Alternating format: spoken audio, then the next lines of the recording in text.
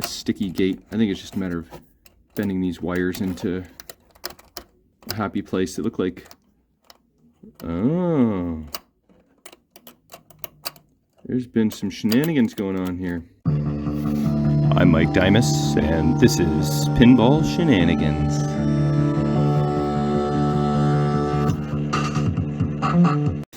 Alright, before I get started on $6 Million Man, do a couple updates in Shenaniganderland. Henry was by today and dropped off. Oh, check this out.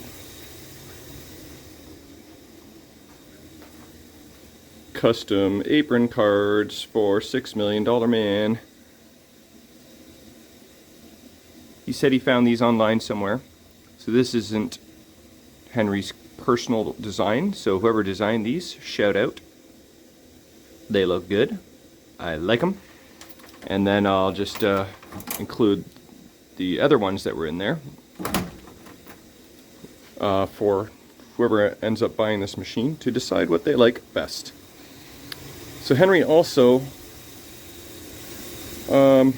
dropped off a few things for me. He's moving out of town, sadly, to Windsor. It's very, very sad.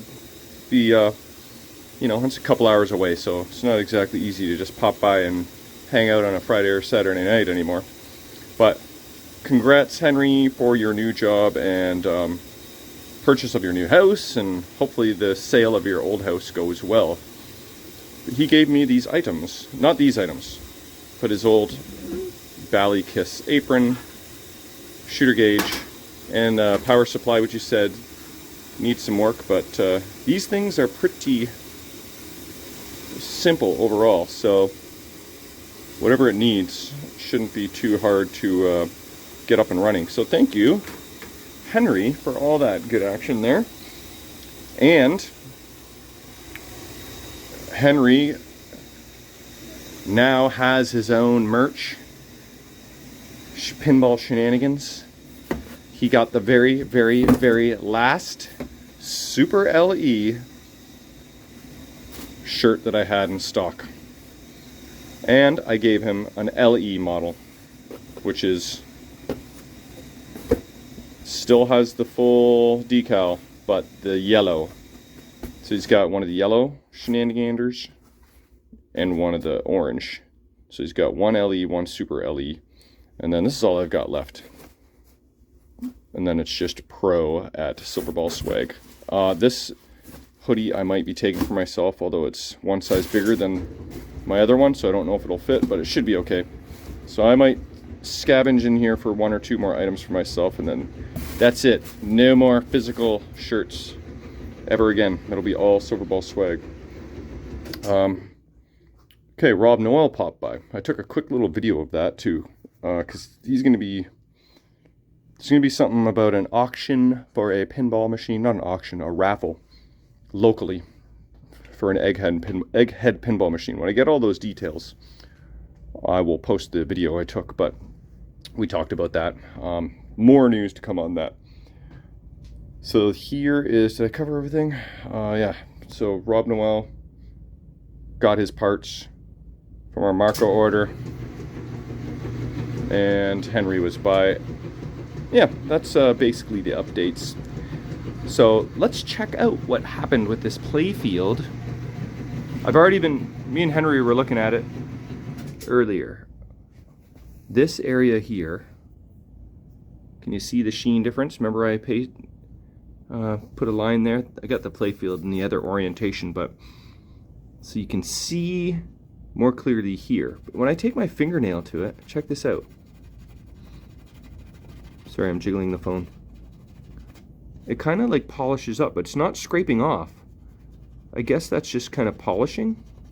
I don't really know what's happening there. Am I scraping off the clear coat, or am I just polishing it? What is going on there? If I do that on my $6 Million Man playfield, I will have severe dandruff. But there's no flakes here. So I don't know what that is, but I think that's a good thing.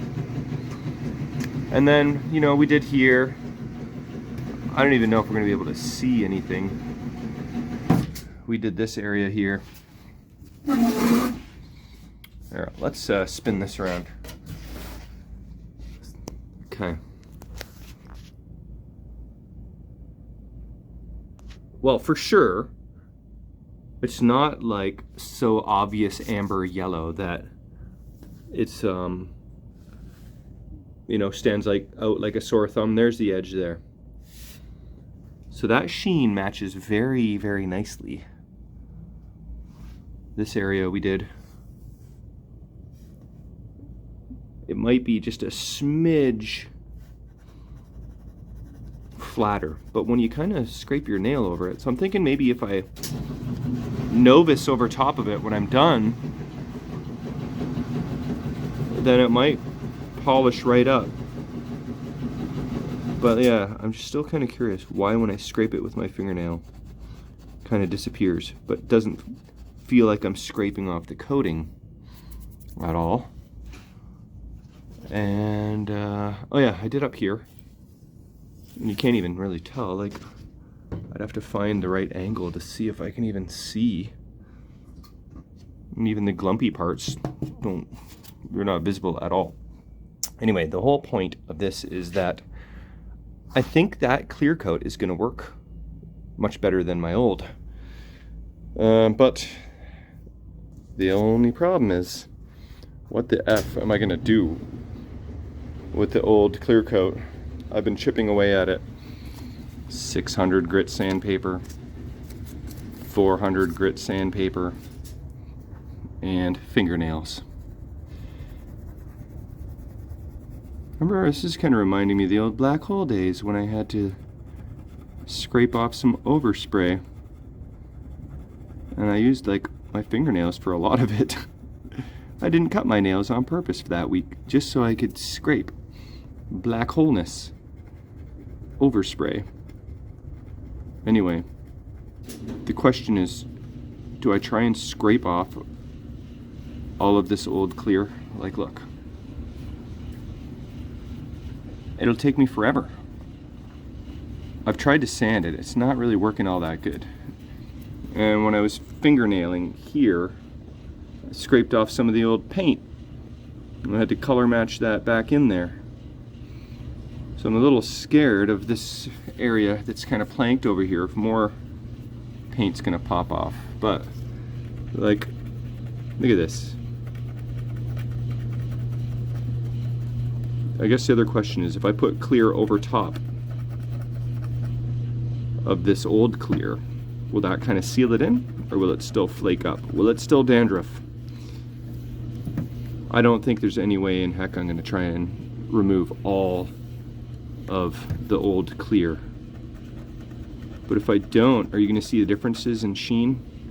I don't know if you can tell, but these are a little bit different. I mean, we're right, our face is right in here, so we're gonna notice it. But will the average Joe notice it when they're just playing the machine and all they really care about is $6 million man, it's cool, and the ball's bouncing around? Are they gonna be caring that, oh, the sheen on this spot is a little bit different than the sheen on that spot? Let's say the majority of people don't give an F, that are just casual players.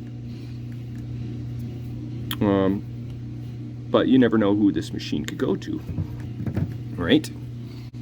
A lot of people do care about this. They don't want dandruff on their friggin' playfield. I don't. That's for sure.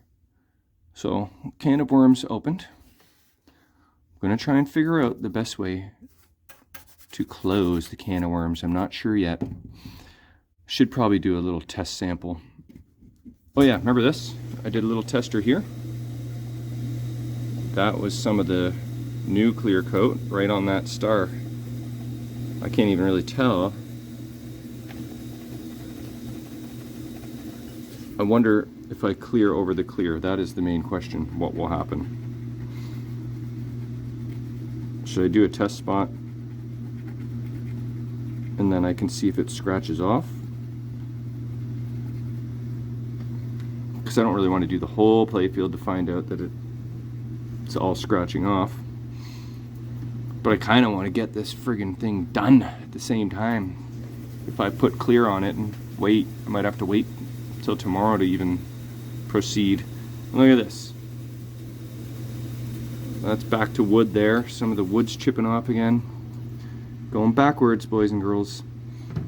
So I'm going to figure out my plan of attack here. And I'll report back. That's what I get for trying to improve the playfield. Boo. Okay, here's what I have decided to do. See that little kind of square of shininess? That is wet, new clear coat. You kind of see a line in the middle, right? Up and down, vertical. That's the right side has been cleared, the left side has been scratched free of the new clear. So I want to know how the sheen matches the original and how the sheen blends into the old clear, and if it scratches off with the new clear sealing in the old clear as easily. So I was gonna let that dry for a while and come back to that. In the meanwhile, maybe I will work on the display. And also, I forgot to work on this last night. This sticky gate. I think it's just a matter of bending these wires into a happy place. It looked like, oh, there's been some shenanigans going on here. This wire here I don't think is supposed to be there, because, or it is, but maybe it's a homemade wire. Look at this. See this wire here? I see. Someone made their own version. Okay, and it just gets a little hung up. If I can get that working okay, I can live with that. If I knew that before placing the pinball resource order, I'm sure I could have ordered one. But I'll see if I can make that work. And then the display. Meanwhile, we'll see what happens with this guy. Well, I gotta give it some time before I can fingernail that. Well, 1 second after recording, this happened. Touched the wire, it broke. The whole thing came apart. So I think it's time to make my own wire, which I'm pretty confident I can do. You know, over at storage, I probably have one of those gates I could steal off like a Xenon playfield or something. Maybe my old Star Trek playfield. Oh, look at this. This is a little different. Well, because it's friggin' Sonic operates differently. But I also have the Gottlieb version. Again, it's a little different, but all it is like a pin. It looks like they squeeze the ends so the pin can't come out. So I don't want to go all the way to storage if I don't need to. So I found this spool of wire. And look, I think I can just make that happen. I can either squeeze the ends or just kind of bend them a little bit. But that should do the trick. So we'll see how that goes. Okay, so like effectively I just did what somebody else did. Oh, it's stuck up there. And again. Oh, so the homebrew wire is not perfect. I wonder, maybe I just have to tweak my wire a little bit. I think I know what I can do. Maybe make the wire longer so that it's kind of, when it goes in, it seems to jam. But I think my wire gauge is better than what they used, which was kind of like paper clippy. So I'm on the right path here. I just gotta do a little more tweakage, make sure it's nice and free flowing, and then that should be good. Alright, so I made a new wire, and I think the trick was getting that 90-degree angle on both sides. I did that 90-degree angle when I had the wire outside of the machine. I did this one when it was in, so it's not quite as good. But now, I haven't been able to get it to stick. So, I think we're finally good. Alright, oh, I can put my post cap back on. That was in my way. And how is our area here looking? Okay, this is the area right here. You can't really see that line in between anymore. It's basically this here. So I would say that it blends the sheens together nicely. So that's the good news. And the other test is, does it scrape off? Oh, check this out. The scrapage only seems to be happening under, like on where I didn't do a second clear. Let's really try and get into this. Look at that. I'm scraping. Oh. Okay. It comes off. It comes off. Okay. I only let this dry for like half an hour though, so.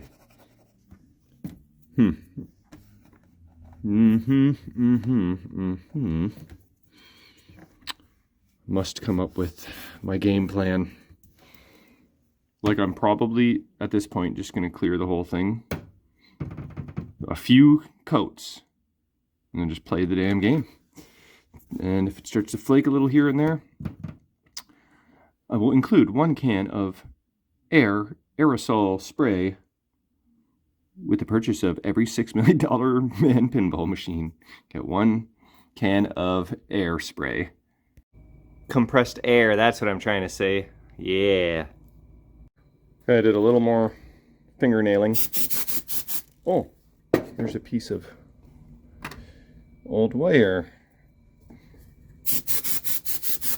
Okay. Should almost take a damp cloth to this playfield before I apply the new clear, but I'm saying pretty much screw it.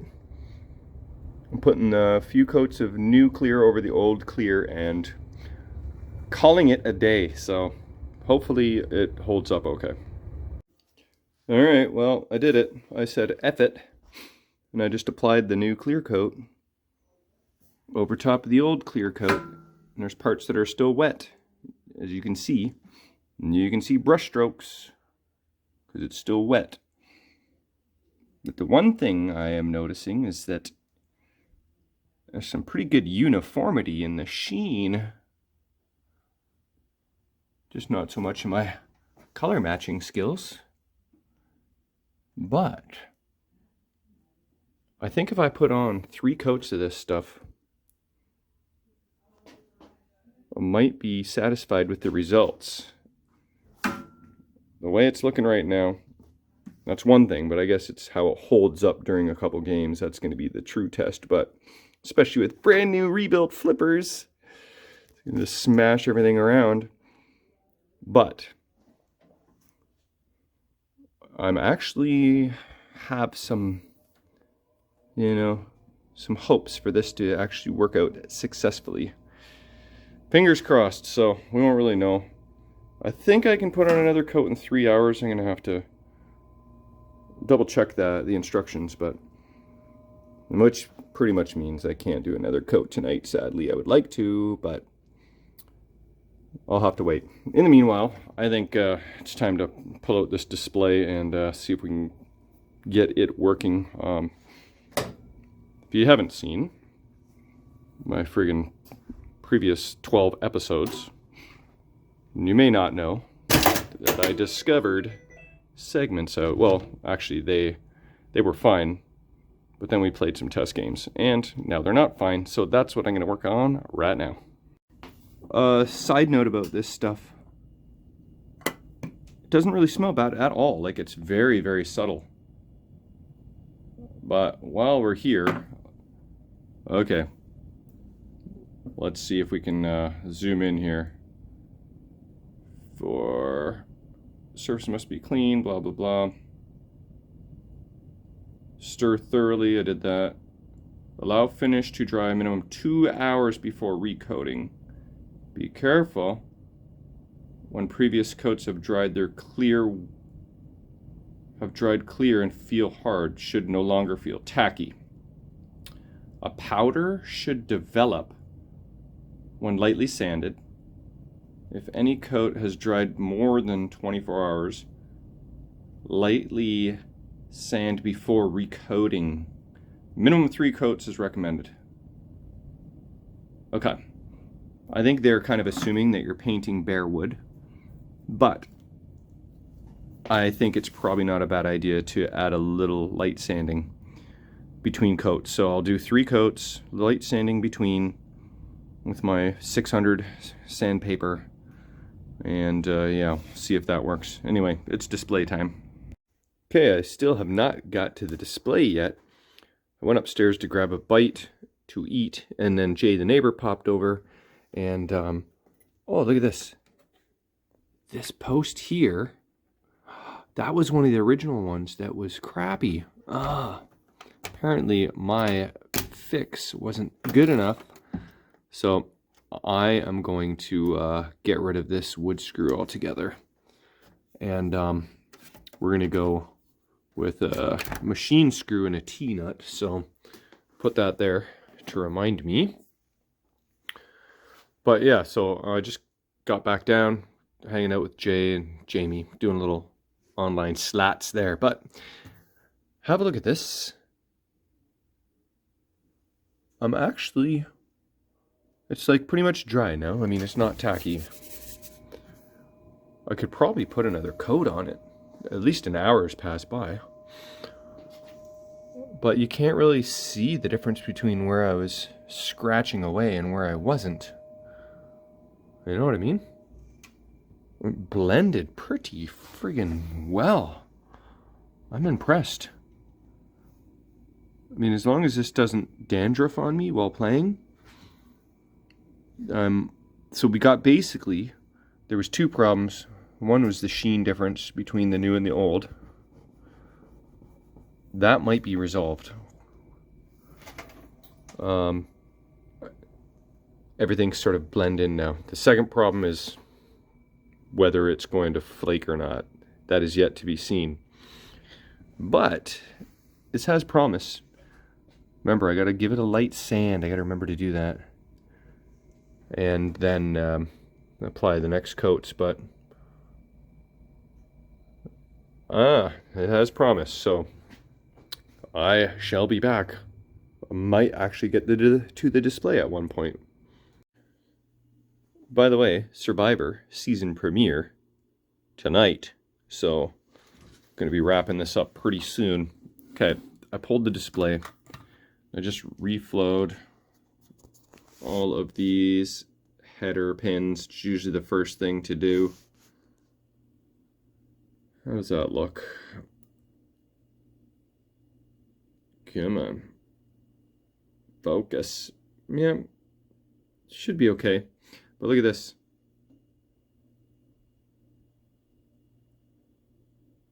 Oh, that doesn't look very well soldered. These resistors have taken some heat. But these are for digits, so... And then these resistors here also have taken some heat. But if you look, those have been replaced. And those have been replaced. The yellow, black, white. So somebody to replace those resistors, but those are really just for if you're missing a digit. Although I'm kind of surprised I'm not. With that solder joint there, it looks like the trace is kind of burnt right off. I'll have to check continuity on that for fun. But what I think is that one of these guys, or these guys, or these guys is bad. So I think I'll just test them all with my multimeter. Well, maybe I'll pop this back in, see if reflowing did anything, because it could have. And check on that one resistor trace. We'll see if that does anything. Alright, let's turn this bad boy on. Popped in the display. I really don't think it's going to work, just reflowing the headers. But you gotta try it. What do you got? What do you got? Did it not boot up? Whoa, that is a first. Look at that, the CPU locked on. No poop. Oh boy, why did that happen? Damn. It's one of those weird issues that I'm going to turn it off and on and it'll boot up just fine. Yep. I knew it. Just one of those weird just glitches that... Wait a minute. Interesting. What is going on now? Okay, well, as is typical on my restoration series, I often go backwards. I am going to have to figure this one out, but Survivor is on, so this issue is going to have to wait. But yeah, what do you friggin' know? I think maybe one thing I'll do, one last thing, is remove this display from the equation, because I don't know, did I somehow short something together on this display and that caused the CPU to not be happy? Anyway, I can't really remove that one-handed very easily. It's on there good. Okay, let's just do it. Okay, just for fun. But like, even if it does boot up perfectly fine now, I can't necessarily conclude it was the display unless I plug the display back in. And it locks up. Interesting. Okay, we're gonna have to try this one more time. So did I like blow something up on this display? Did I short to the headers together?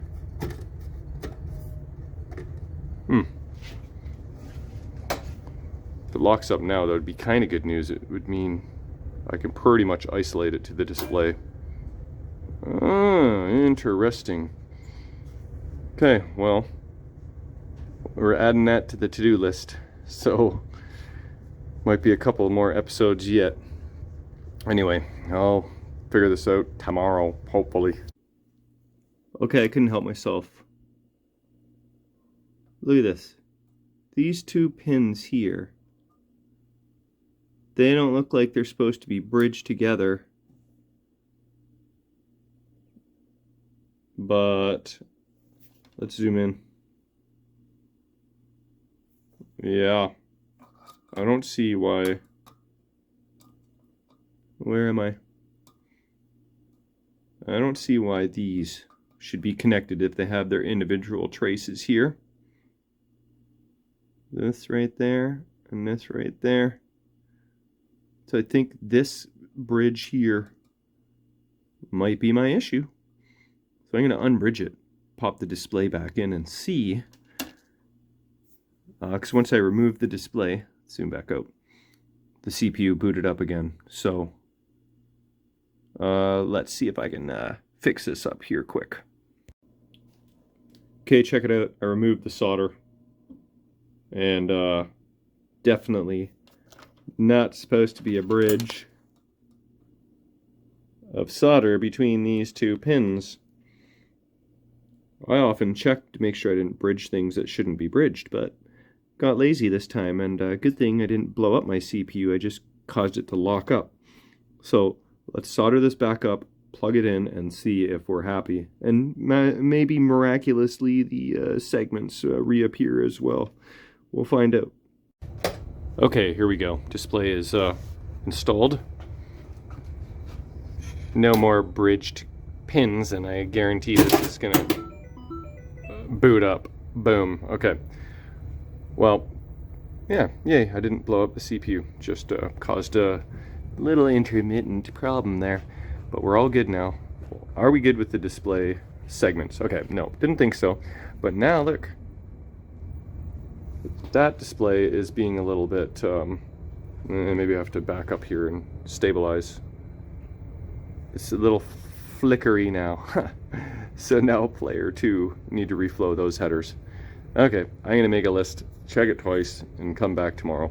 Alright, thanks for watching. Oh, dear.